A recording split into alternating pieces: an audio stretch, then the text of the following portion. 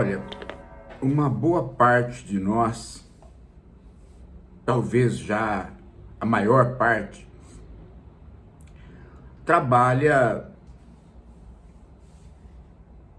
ligado à infosfera, ligado aos sistemas de informação, o maquinário dos logaritmos, inteligência artificial, a infosfera, que é a ligação dos computadores principalmente, a mídia. E nesse mundo, o que conta é o tempo. Não é? O elemento central deste mundo é a redução do tempo. A tendência é levar ao tempo zero, que é o que pede o capital. Então, nós nos esquecemos do espaço. E nós nos esquecemos de que uma boa parte da população, e nós também, vivemos ainda com corpos. E a prioridade é o espaço, é o local.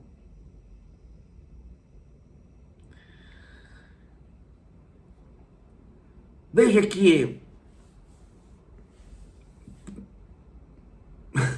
veja só que o grande drama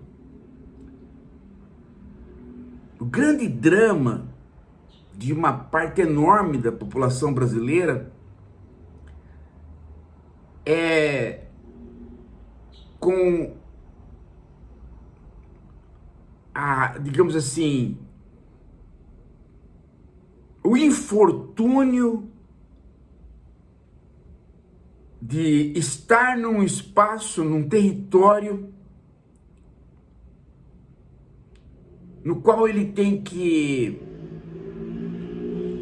no qual ele caiu ali, ou ele nasceu ali, ou ele está preso àquele território,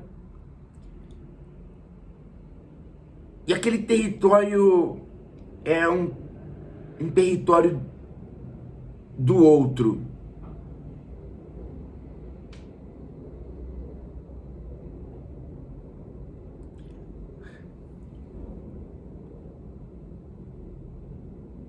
Vocês já passaram, já imaginaram isto? Você viver no território do outro, o seu território é o território do outro.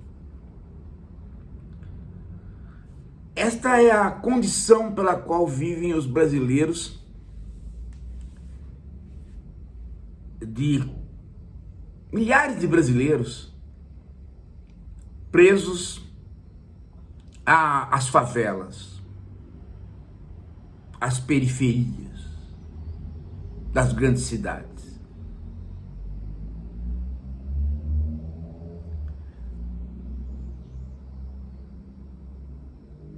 Vocês sabem do que eu estou falando?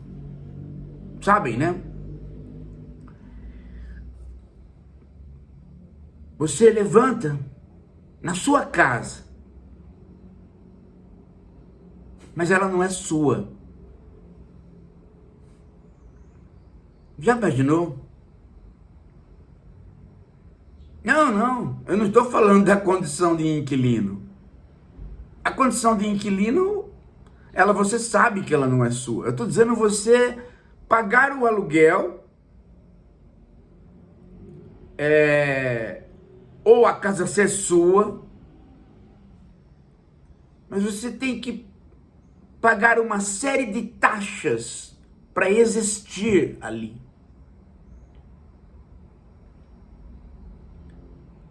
Esta é a condição de vida das periferias. Há taxa para tudo. Tudo. Taxas que extrapolam qualquer tipo de taxa que outros possam reclamar, porque não é a taxa estatal, é a taxa por você existir. Essa taxa vem embutida em serviços que para qualquer um de nós são serviços normais. Pode ser até caro, mas você pode até, mas em princípio você pode ter opção. Mas ali você tem o monopólio. Eu estou falando do tráfico e da milícia. Nenhum dos dois trabalham mais com aquilo que eles prometeram trabalhar. Impressionante, né? O tráfico hoje tem como fonte de lucro, né, apenas 15% dos seus negócios. 15% dos seus negócios. E a milícia, né, tem por combater o tráfico, ela tem 0% dos seus negócios. A milícia não combate o tráfico, ela apenas faz a extorsão de quem mora no local. Ela vende uma segurança que é necessária por conta da existência dela. Não é interessante?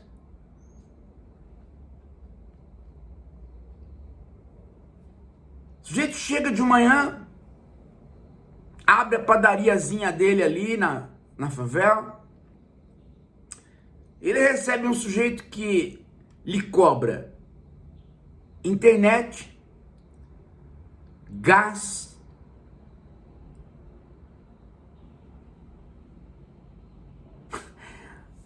às vezes te cobra eletricidade, ele paga. É o tráfico. É o tráfico. Esse é o tráfico. Meia hora depois, ele recebe outro cara que lhe cobra a segurança para que aquele cara que veio antes, o do tráfico, não seja violento com ele. Ele cobra a segurança. É a milícia.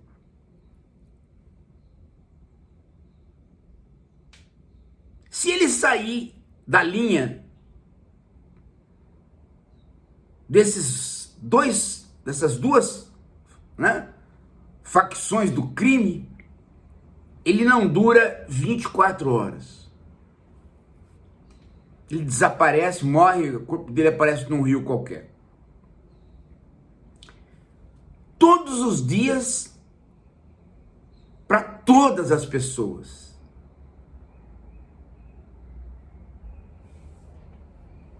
Você já imaginou, gente? Hã? Aí, a resposta da sociedade civilizada a isto é um bombardeio de drones em cima da tua casa, da padariazinha do cara, onde ele é atingido, a família dele é atingida. Agora, eu pergunto para você, o que é a nossa concepção de espaço? O que é a nossa concepção de corpo? Lugar, nós estamos com os pés na terra, gente. Ninguém pode abdicar do seu corpo. Então, a questão prioritária, gente. Veja o que eu estou falando. Há 20, 30 anos atrás, nós falávamos dessa questão, mas considerando outras variáveis. Nós falávamos do quê? Do sem terra. É necessária uma reforma agrária no país. Ainda é. Nós falávamos do sem teto. É necessária uma reforma urbana nesse país. Ainda é. Mas ninguém mais nem toca nesses problemas do espaço, porque outros problemas do espaço apareceram que é simplesmente os territórios comuns são do outro. E não para, gente. E não para. Cobra-se tudo. Tudo. Transporte, cobras.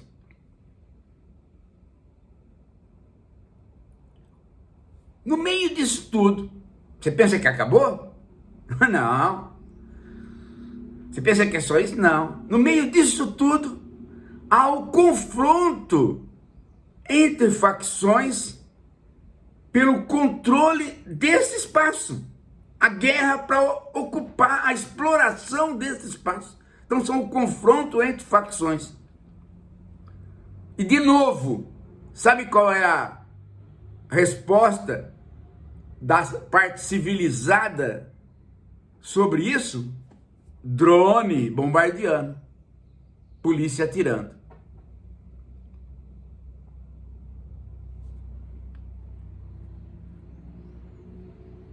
É um sistema, gente, que está tão entranhado que já ultrapassou o âmbito da própria favela.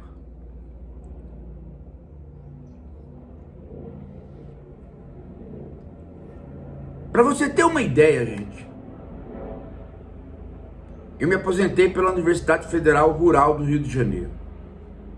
Ela fica, quer dizer, ela é em Seropédica, mas Seropédica na verdade pertence a ela.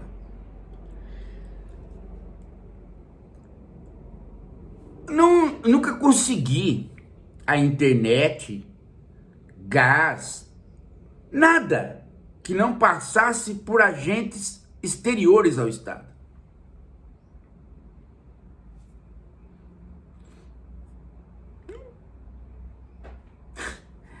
Isto a 1h30 do Rio de Janeiro.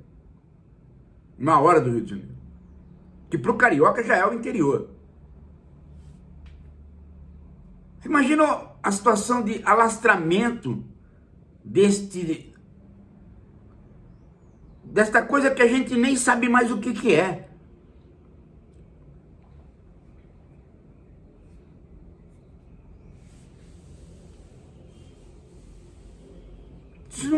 Isso não é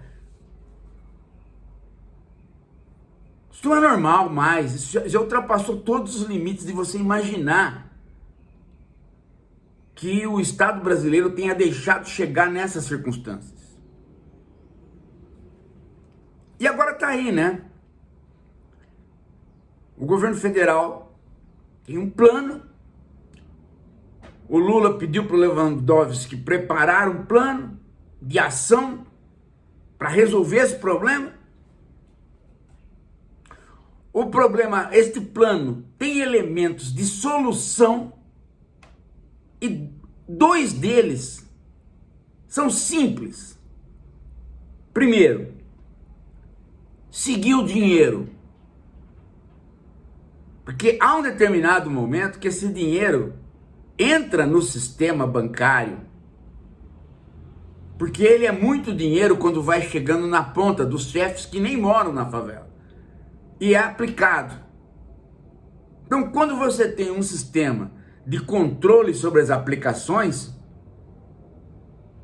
de taxação, que é uma coisa problemática no Brasil, porque os ricos não querem ser taxados e são eles que lidam com as operações financeiras. Quando você tem esse sistema, você tem meio caminho andado. O outro meio caminho é a integração das polícias e o sistema de inteligência. É a Polícia Federal coordenada com a Polícia Estadual e os sistemas de inteligência. É um plano nacional, com a montagem de um escritório, ou um subministério, uma secretaria, ou talvez até um ministério de segurança. O que faz a direita? A direita quer porque quer e quis que o relator desta proposta do governo na Câmara fosse um cara dela, um cara da direita. Ele foi fazer o relatório. Ele errou em tudo, a ponto de mostrar que a direita não entende absolutamente nada de segurança. Toda aquela imprensa que dizia que era a direita que entendia de segurança teve que calar a boca. O correto era o Lula chamar todos esses jornalistas que falaram que a esquerda não tem proposta de segurança, que a direita é que entende, né? Falar, vocês vão ficar de joelhos aqui, eu vou batendo na cara de cada um, tá? Seus sem vergonhas. Porque o Derrite lá, o cara que ficou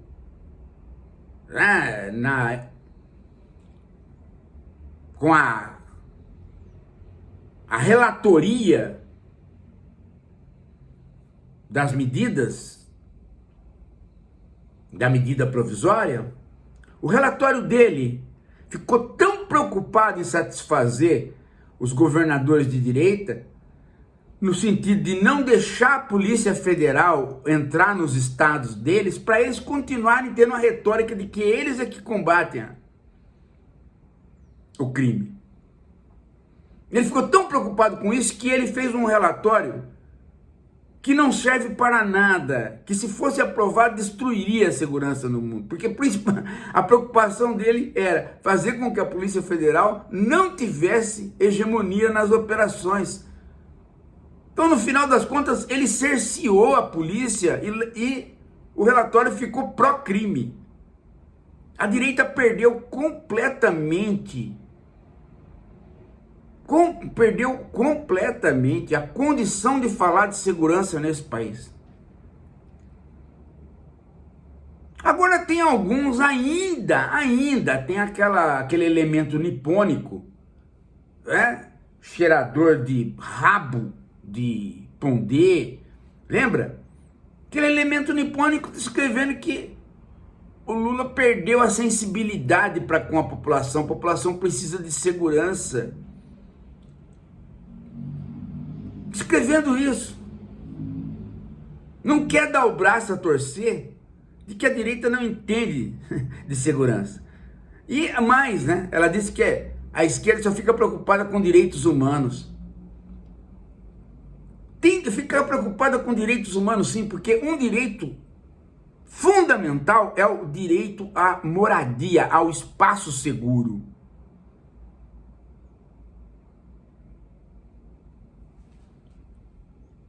Direitos humanos é isso mesmo. Um dos direitos é esse mesmo, é o espaço. É ninguém importunar você naquele lugar onde você tem que pôr os pés. Por quê? Porque os seus pés continuam na terra. Nós não nos tornamos seres virtuais. Uma boa parte de nós nos tornou. Uma boa parte de nós está tão envolvido com a infosfera que se esqueceu que tem corpo. Seu corpo é aquilo que é visualmente posto na própria infosfera. Mas não é assim, gente. Tarefas extremamente simples, que é pôr um filho numa van para ela chegar na escola, ou pegar um irmãozinho para levar a criança na escola, tarefas completamente simples, se tornaram impossíveis de serem feitas nesse mundo. Cobra-se a segurança do andar.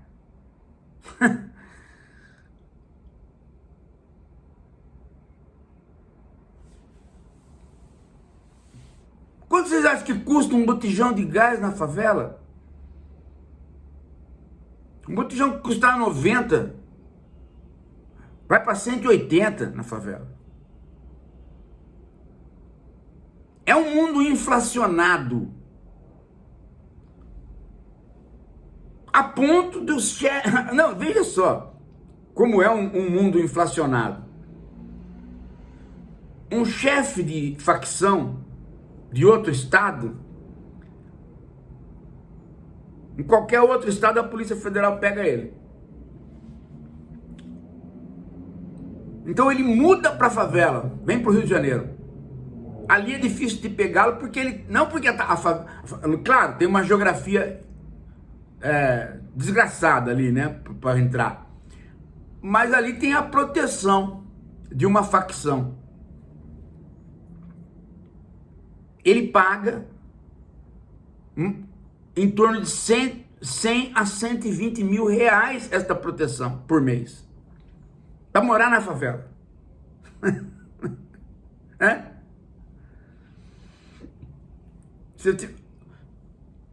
Veja só como é que é, né? Para ser bandido e morar desgraçadamente na favela, você tem que pagar 120 mil reais. Quer dizer, que mundo é esse? Se você chegar na ponta do lápis e falar pro cara, ó, você tem 120 mil reais para pagar, então você vai morar num lugar bom, não aqui. Só que não há essa opção para ele. Ele nasceu ali, ele é dali, ele se tornou bandido ali, essa é a profissão que ele aprendeu, e ele pertence a esse mundo, a esse inferno.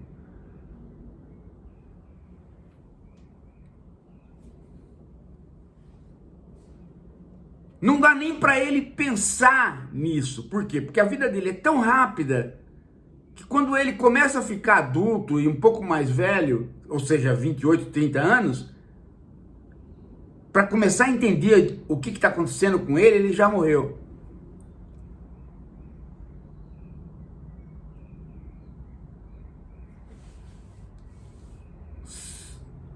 Não há nenhuma diferença entre milícia e tráfico, e não há mais tráfico. É 15% só do serviço. É isso, gente. Daqui a pouco a gente volta.